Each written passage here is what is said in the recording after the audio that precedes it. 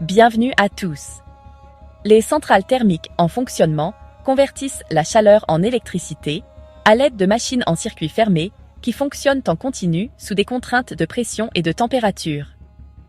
La chaleur augmente l'énergie d'un fluide de travail. Le fluide de travail énergisé traverse ensuite des turbines qui convertissent le mouvement thermique en rotation d'arbre. Le processus s'applique quel que soit le fluide spécifique utilisé. Pendant plus d'un siècle, les systèmes à vapeur ont dominé parce que les opérateurs peuvent faire bouillir l'eau, dilater la vapeur, condenser le liquide et pomper l'eau avec des équipements établis. Les opérateurs recherchent maintenant des équipements compacts en réduisant le travail de compression et en raccourcissant les trajets d'écoulement. Un fluide de travail différent défie maintenant les systèmes à vapeur. La densité du fluide de travail varie fortement avec la pression et la température au-delà du point critique. De petits changements de pression comprimant le fluide avec moins d'énergie. Le fluide dense est ensuite acheminé à travers les étages de turbines avec des passages plus courts. Ces actions réduisent la taille de l'équipement tout en maintenant la puissance de sortie. Plusieurs centrales de démonstration fonctionnent aujourd'hui, tandis que des systèmes commerciaux plus importants sont encore en phase de développement. Ce changement ajoute une deuxième méthode pour convertir la chaleur en rotation sans remplacer les centrales existantes. Dans les centrales électriques à boucle fermée, un fluide de travail circule continuellement à travers des compresseurs, des chauffages, des turbines et des échangeurs de chaleur pour générer de l'électricité. La boucle maintient le même fluide en mouvement plutôt que de le consommer. Les systèmes à CO2 supercritiques utilisent la même séquence dans différentes configurations. Les compresseurs augmentent la pression du fluide tant que celui-ci reste dense. Les chauffages ajoutent de l'énergie jusqu'à ce que le fluide dépasse le point critique. Les turbines dilatent le fluide énergisé et font tourner un arbre. Les échangeurs de chaleur éliminent ensuite la chaleur restante afin que les compresseurs puissent répéter le cycle. Les étapes se répètent pendant le fonctionnement. La densité élevée du fluide permet au concepteur de raccourcir les composants et de rétrécir les passages d'écoulement. Des passages plus courts transfèrent l'énergie sur de plus petites distances. Plusieurs installations pilotes fonctionnent aujourd'hui et des systèmes à l'échelle industrielle sont prévus pour un déploiement futur. L'adoption reflète la manière dont le comportement du fluide détermine les dimensions des turbines et le dimensionnement des compresseurs. Les centrales électriques à vapeur conventionnelles s'appuient sur des chaudières, des turbines, des condenseurs et des pompes pour faire circuler l'eau entre les états liquide et vapeur. Les chaudières chauffent l'eau pour créer de la vapeur. Les turbines dilatent la vapeur pour en extraire du travail. Les condenseurs refroidissent la vapeur en liquide et les pompes ramènent le liquide à la chaudière. Chaque changement de phase ajoute du matériel et consomme de l'énergie. Les cycles de CO2 supercritiques suppriment le changement de phase du fonctionnement normal. Après que le fluide a franchi le point critique, il reste dense tout au long de la boucle. Le flux monophasique dense élimine le besoin de condenseurs et de grandes pompes. Les compresseurs augmentent ensuite la pression avec moins d'énergie. La turbine reçoit un flux dense et constant et convertit la pression en rotation avec moins de pertes. Les échangeurs de chaleur transfèrent l'énergie sans faire bouillir ou condenser le fluide. Ces actions réduisent la taille de l'équipement et les pertes d'énergie tout en conservant une configuration en boucle fermée. Plusieurs installations d'essai sont en service aujourd'hui et des centrales plus grandes sont prévues pour une construction future. Le comportement interne du fluide détermine les dimensions des composants et les limites de fonctionnement. Veuillez vous abonner. Les turbines de puissance industrielle transforment le flux de fluide sous pression en rotation d'arbre à l'intérieur de carters étanches. Lorsque le CO2 supercritique remplace la vapeur, le fluide transporte plus de masse dans un volume plus petit. La densité de masse permet au concepteur de raccourcir les étages de turbine tout en maintenant la vitesse de rotation. Des étages plus courts réduisent la contrainte de flexion sur les arbres. Les roulements et les joints serrent ensuite les arbres rotatifs dans des jeux étroits pour éviter les fuites. Les actions de serrage fixent les limites d'exploitation à long terme. les matériaux doivent tolérer la chaleur et le contact continu avec le CO2 dense. Siemens, à Munich, développe des architectures de turbines qui fonctionnent dans ces conditions. Des carters plus petits réduisent les contraintes dans le boîtier. Au démarrage, les réchauffeurs et les refroidisseurs ajustent moins de matériaux, ce qui réduit le temps de chauffe. Les turbines à vapeur suivent des configurations établies, tandis que les turbines à CO2 supercritique utilisent des configurations adaptées au flux de fluide dense. Dans les cycles de puissance en fonctionnement, les compresseurs augmentent la pression du fluide avant que les turbines n'extraient le travail. Dans les systèmes de dioxyde de carbone supercritique, les compresseurs agissent sur un fluide dense. Près du point critique, les compresseurs augmentent la pression avec moins d'énergie d'entrée. L'action réduit les pertes avant l'expansion. Les ingénieurs placent les étages du compresseur pour maintenir la densité dans une plage étroite.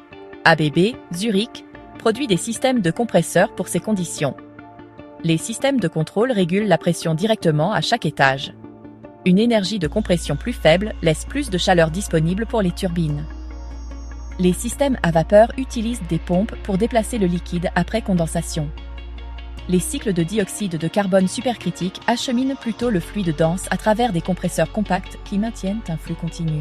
La vitesse du compresseur et la vitesse de la turbine définissent ensemble les limites de pression et la puissance du cycle. Les échangeurs de chaleur compacts des systèmes d'énergie avancés transfèrent l'énergie thermique sous haute pression et température. Le fluide dense s'écoule à travers des canaux étroits et entre en contact avec les parois métalliques sur de courtes distances. Le contact transfère efficacement la chaleur. La pression maintient le fluide en une seule phase, tandis que les réchauffeurs et les refroidisseurs ajoutent ou retirent de l'énergie. Les changements rapides de température créent toujours des contraintes. Les concepteurs façonnent les canaux et choisissent les matériaux pour limiter la dilatation et la contraction. GE Research, Niskayuna, teste des conceptions d'échangeurs qui résistent à la pression tout en permettant le mouvement thermique. Des différences de température réduites à travers les parois diminuent les contraintes. Des contraintes moindres prolongent la durée de vie des composants. Ces actions permettent aux échangeurs de se connecter à des sources de chaleur à haute température. Les réacteurs nucléaires avancés produisent des températures de sortie qui alimentent directement les équipements de conversion de puissance. Les cycles de puissance au CO2 supercritique correspondent à ces plages de température. La chaleur circule du réacteur vers la boucle de CO2 sans convertir l'eau en vapeur. La suppression des circuits intermédiaires raccourcit les chemins de chaleur et réduit les pertes. TerraPower, basé à Bellevue, développe des concepts de réacteurs qui acheminent la chaleur directement dans des cycles à fluide dense. Les concepts de réacteurs en sont encore au stade de développement. Des boucles d'essai font fonctionner les composants pour vérifier leur fonctionnement. Les essais soutiennent le couplage direct entre les réacteurs et les cycles de puissance à fluide dense. Les sites industriels et les installations énergétiques dégagent de l'énergie thermique pendant leur fonctionnement normal. La chaleur dégagée couvre une large plage de température. Les cycles de dioxyde de carbone supercritique sont conçus pour accepter la chaleur sur toute cette plage. Les centrales solaires à concentration peuvent fournir de la chaleur à haute température directement dans des boucles de fluide dense.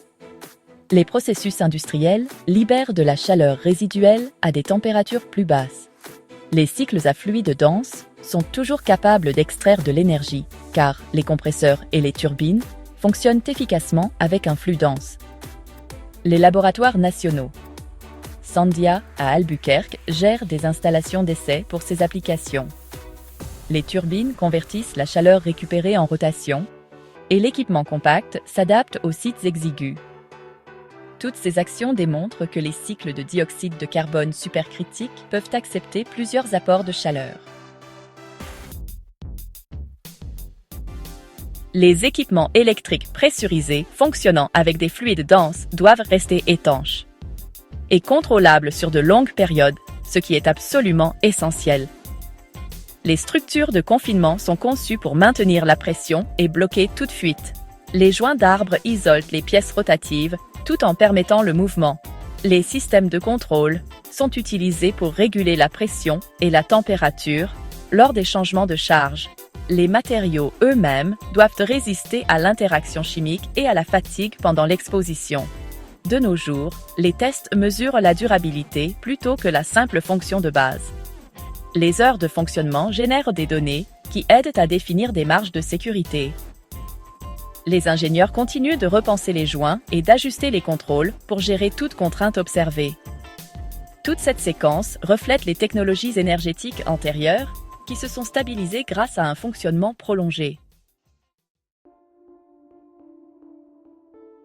Les services publics d'électricité et les développeurs d'énergie évaluent de nouveaux cycles de puissance en utilisant les données des équipements en fonctionnement. Les développeurs mesurent la production, le temps de fonctionnement et le comportement d'intégration avant de sélectionner un cycle. Les cycles de puissance au dioxyde de carbone supercritique passent de la démonstration à un déploiement plus large à mesure que davantage de données s'accumulent. Chaque installation ajuste la géométrie des composants et les paramètres de fonctionnement, et ces ajustements aident à réduire l'incertitude. Les systèmes ne remplacent pas les centrales à vapeur, mais ajoutent une option là où des configurations compactes et un flux de fluide dense s'adaptent aux contraintes du site. À mesure que l'adoption augmente, les fabricants répètent les étapes de fabrication à grande échelle. Cette répétition réduit le coût unitaire sans nécessité de refonte. Au fil du temps, les opérateurs commencent à définir les centrales par la façon dont l'équipement contrôle la température et la pression à l'intérieur des boucles fermées. Le fluide de travail devient un élément sélectionnable plutôt qu'un choix fixe. Merci beaucoup d'avoir regardé. N'oubliez pas de liker et de vous abonner.